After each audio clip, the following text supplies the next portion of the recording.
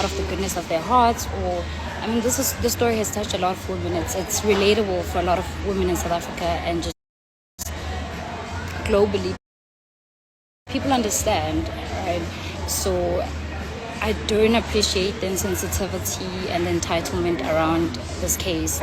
This is not the time for people to start thinking of how they can profit off of my grief, off of Gaune's legacy or anything like that. I hadn't even exhumed the body and people were already thinking of forming organizations. I mean, really, the sensitivity and entitlement is just bizarre, really.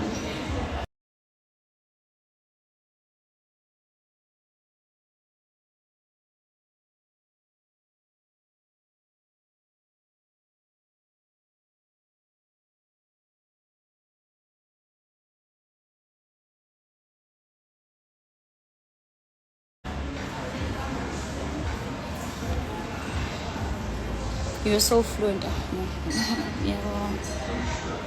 The entitlement, really. Angas, guys, I still ask myself what's insane. I'm already going through a lot.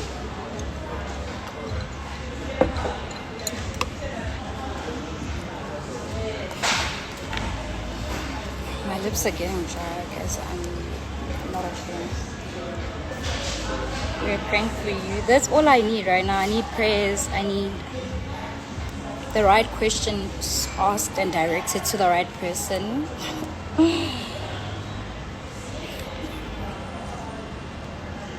Have I spoken to that person? I haven't. I saw that earlier on. I have actually. I have. But it's nothing to write home about. Same story. The damage has already been done, so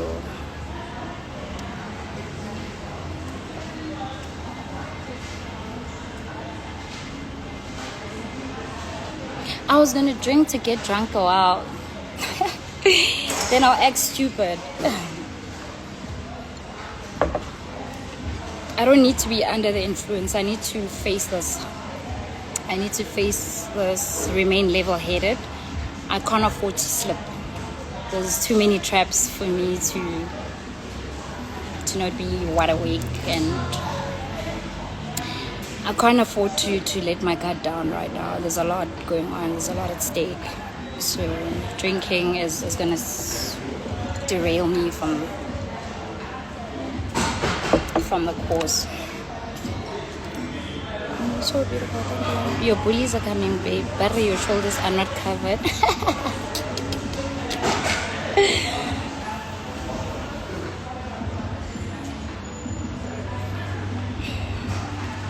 Praying for your safety. I'm safe, guys. I believe I'm safe. I try to. It's not nice that I have to constantly look over my shoulder, just scan the environment for threats, and it's not nice, but I try my best to not move around a lot, to not disclose my movements and all of that. So I try by all means to stay safe. I'm not taking calls from people, even from my friends. I avoid calls. I don't know who's who. I don't know who to trust at this stage. Things are getting weird. Baby K is helping you fight this battle from above. Of course, that's a soldier. That's a real foot soldier right there. But you're wearing makeup in a restaurant. Never like you do like I can. Imagine. Guys, I'm going through a lot. My shoulders should be the least of your worries right now. What did you order? Mate.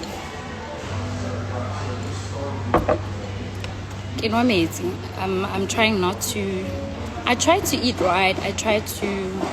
But I can't stomach anything. I'm battling with my diet.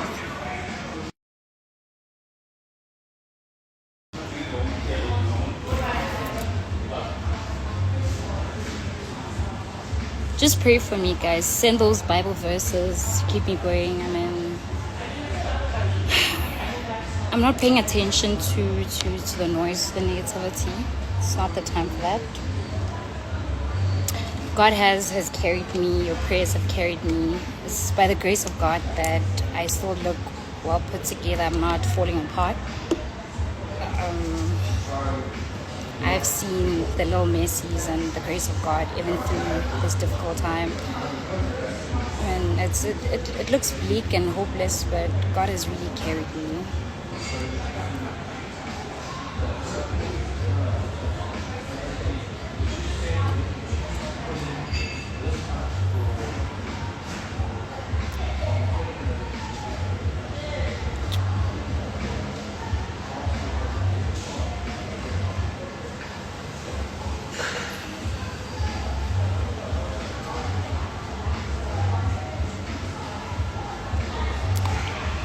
Isaiah 46 verse 4, please have faith in the script.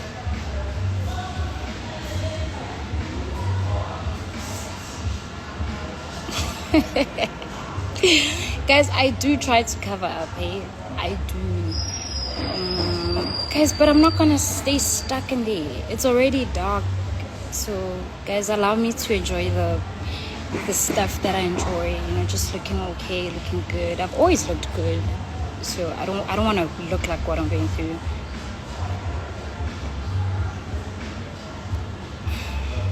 God is with you, absolutely. Then of all the noise. Yes, that is so true. Sometimes people are controlled by demons that we have no control over, and it's not to excuse anyone or absolve anyone from taking accountability for their actions. At the end of the day, I still believe that you have a choice to do right or wrong, to do good or bad. But people are struggling with things that are beyond us, hey? I'm saying this from looking at things from a spiritual lens more than anything. I've experienced things. I've encountered a lot of things with that person, so I know it sounds crazy, but it's and as much as this has happened, and it's unbelievable that it happened in the way that it happened, it's almost like a part of me knew that this day would come. Yeah, it's that deep. I think this is probably why a lot of times people think I appear detached or nonchalant about this whole situation. That is not the case. I think I've gone through so much in that relationship or that manipulationship that I've become desensitized to cruelty. It's like cruelty had become a norm. No, it sounds ridiculous to even say that, but when you're not in that situation, or when you've not gone through what I've been through with that person, you wouldn't understand. But this didn't come as... I'm not surprised. It's shocking. It shook me to the core, but I'm not... There's a part of me that knew that this day was unavoidable.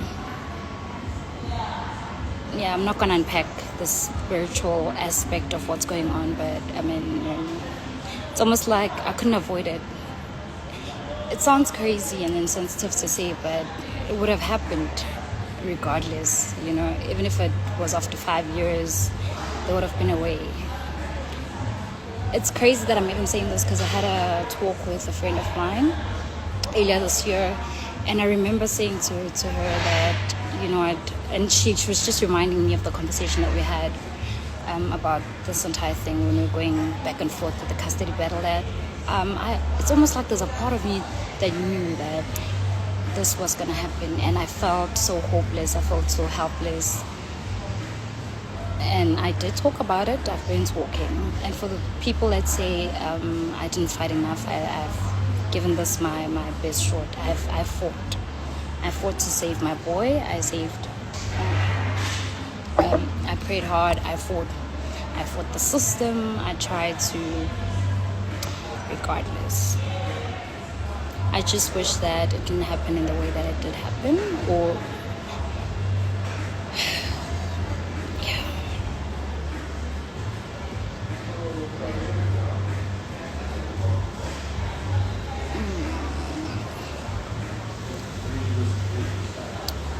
Guys, I can't function. I try to distract myself, even going on, on this life. I'm just trying, just to distract myself, to not dwell so much on this, because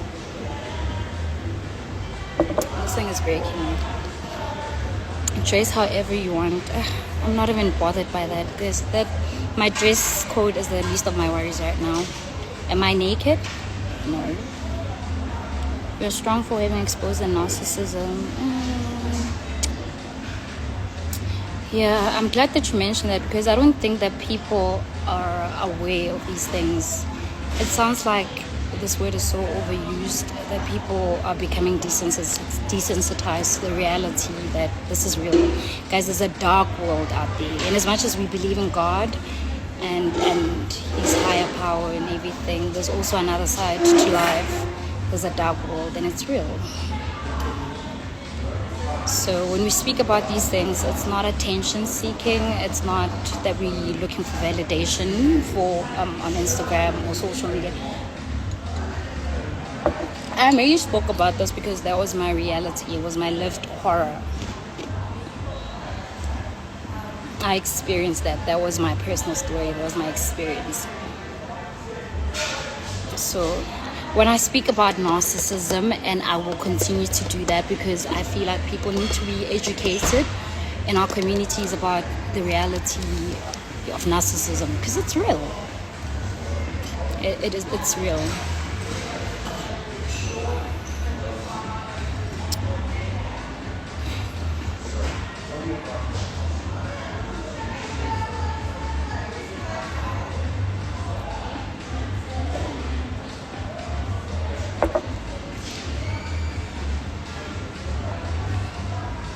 We believe you, love, and I appreciate it. Be it that people believe me or not, I still had to speak about this. I didn't care whether people believed me or not. At the end of the day, I needed to get my truth out. I needed help. I was stifled. I was oppressed for the longest time. I had to come out and speak about this. I mean, who expected me to keep quiet when I had no help around, my baby being buried in my absence, really?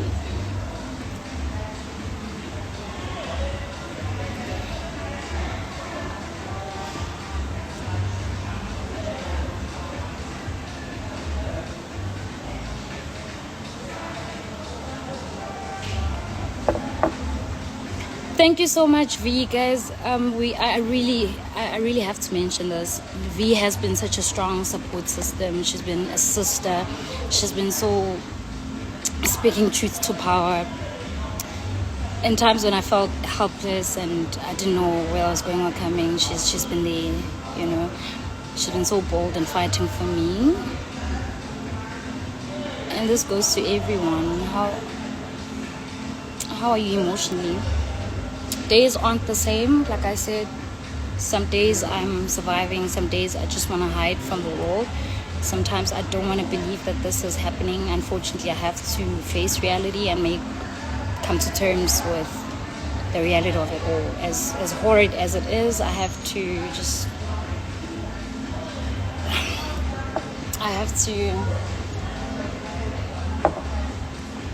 come to a place where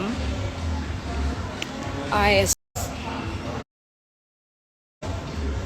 don't know, and I feel like the grace of God has been upon me throughout this case, from the time that I spoke out to this point. Just how everything is unraveling and unfolding. I can't do it by myself. This is beyond me. This is a spiritual battle that I can't fight in my power and my strength.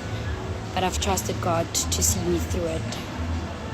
And I've seen the presence of God, the evidence of God in all of this. As unfortunate as it is, and as hard as it is to accept that this is happening, but I've seen the goodness of God in all of it.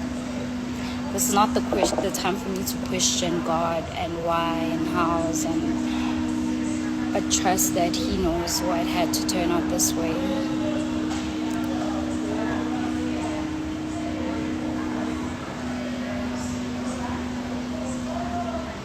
If anyone is able to send anything, please do not stop. Yo, guys, that is I don't want to be subjected to anything other than what I've gone through with donations. As far as donations are concerned, I think I've covered what needed to be covered. I mean, the baby has been laid to rest.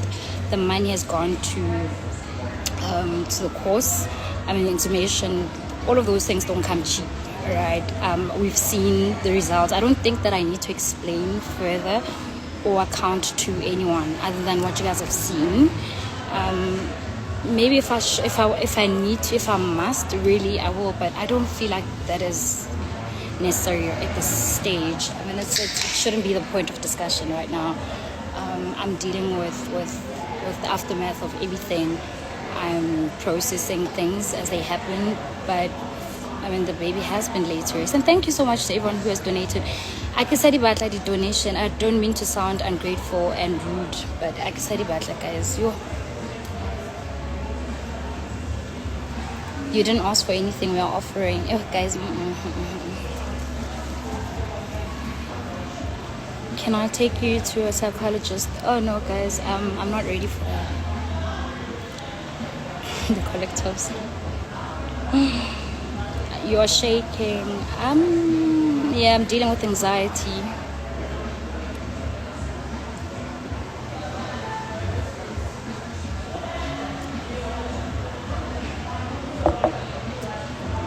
They traumatized you. I don't think those people traumatized you. I couldn't care less for them or about them.